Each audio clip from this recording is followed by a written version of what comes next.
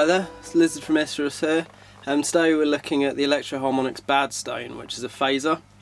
It's actually a design that they originally had in the sort of 70s, which in their old vintage big kind of chassis. And then it went out of production for a long time, and they've recently brought it back in the small, like nano size sort of chassis.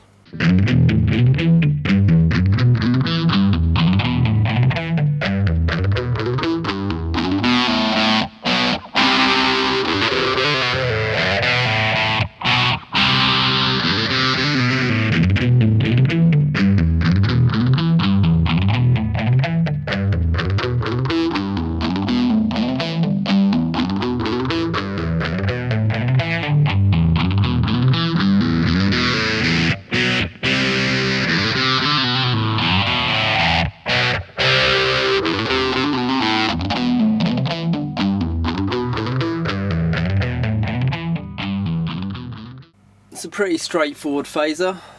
You've just got your rate control, your feedback, which is like your kind of depth, I suppose, as well. And this knob is only functional when it's in a manual mode. So auto, which it's on now, is when it'll auto oscillate. So you set the rate and it'll constantly change at that particular speed. The manual mode just lets you move the oscillator and leave it in a specific point, I suppose. Not 100% sure actually how it works, but it's quite an interesting design for a phaser. It's quite a warm or dark, maybe you'd say, sounding phaser, which is quite good really, because quite a few phasers I've tried, they can get quite hissy, and they sort of, in their top of their swoop, they kind of shh sort of sound. Whereas this is set to quite a kind of warm and sort of mellow sound, which makes it really quite usable. Because some phasers you'll have a kind of sort of tone type knob, which they normally call something like colour or something along those lines. But this is fixed, so you've just got control of your rate and how much depth you've got in the effect. So this is my clean sound.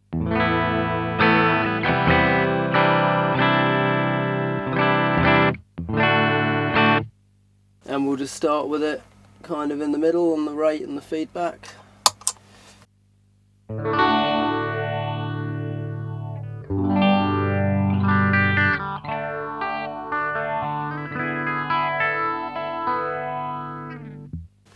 So if you slow it down, let's take it to its slower sort of form.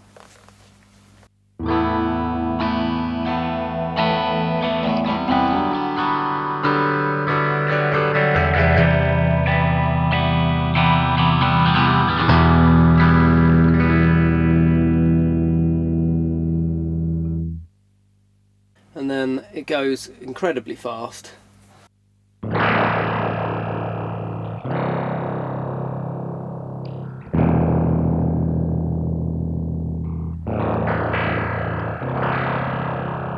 And one thing I've noticed about it is the rate control has a lot of range in the slower,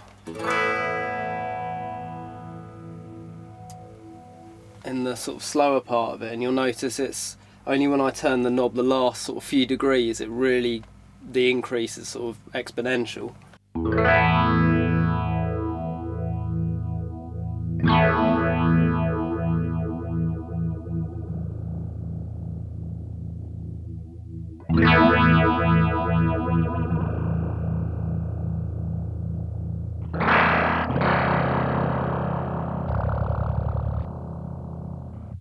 And the same's kind of true with the feedback knob as well. The last few degrees of the turn sort of make a big difference. It's a real extreme jump.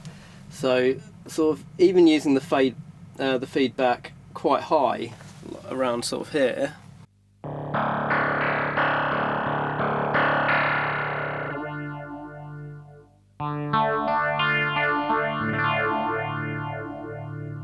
that's sort of the most intense sort of sound that's kind of normal and usable.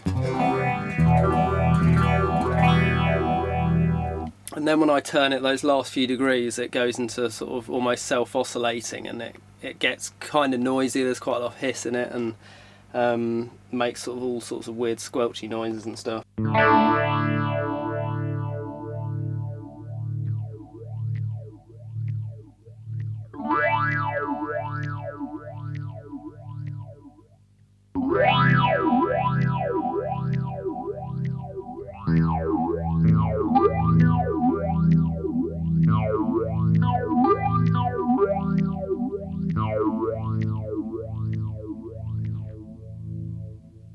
But then just backing it off that few degrees to here, you sort of lose that the really strong feedback.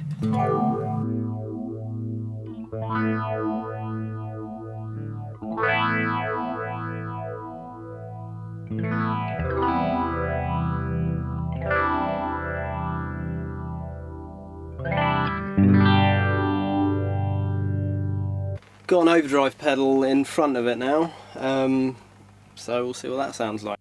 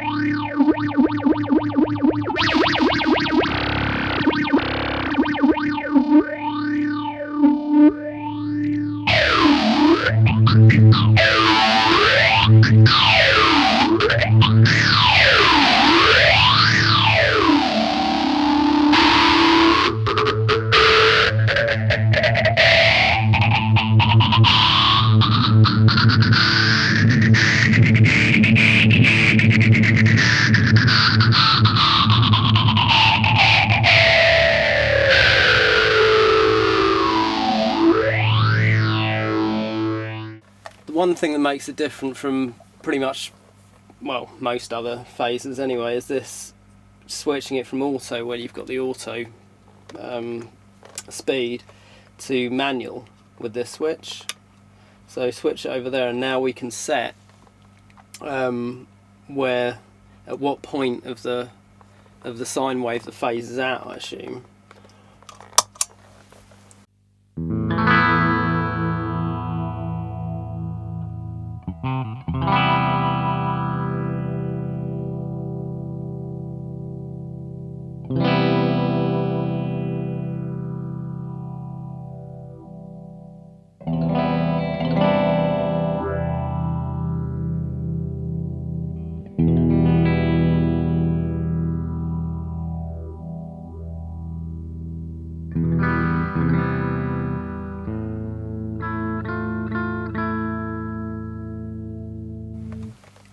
And obviously in this setting the rate knob does absolutely nothing, because you're bypassing that and then setting the position with the manual shift.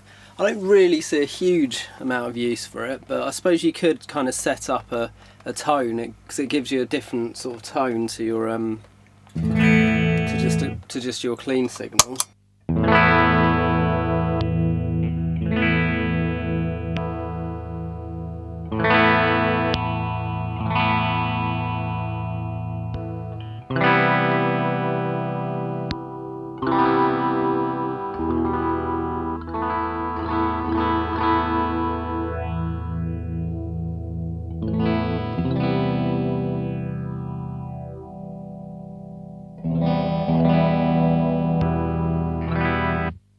You could use it to sort of set up I suppose it gives you a kind of lo-fi sort of sound, especially when you've got it sort of anti-clockwise like that, and it's really sort of a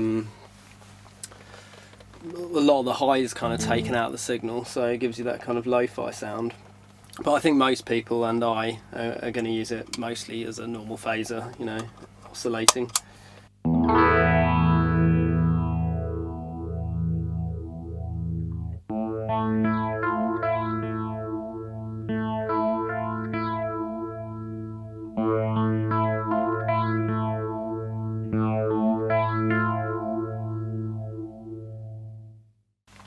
As with all Electro Harmonix pedals, it's, you know, they're standard fare. You know, really seems sturdily built, good nice feeling pots, good switches, and they're sort of bare and screen printed chassis.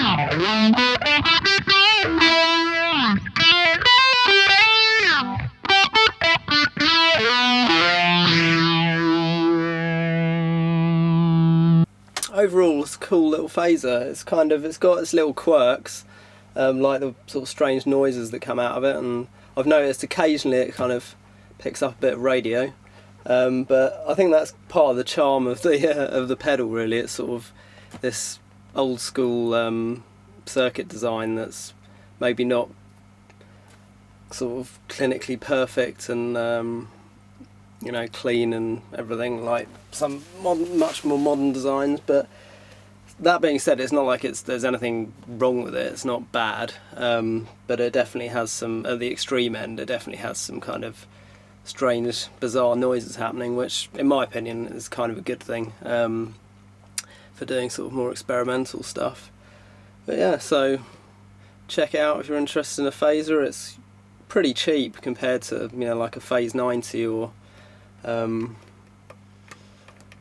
equivalent. You know, it's yeah, it's good.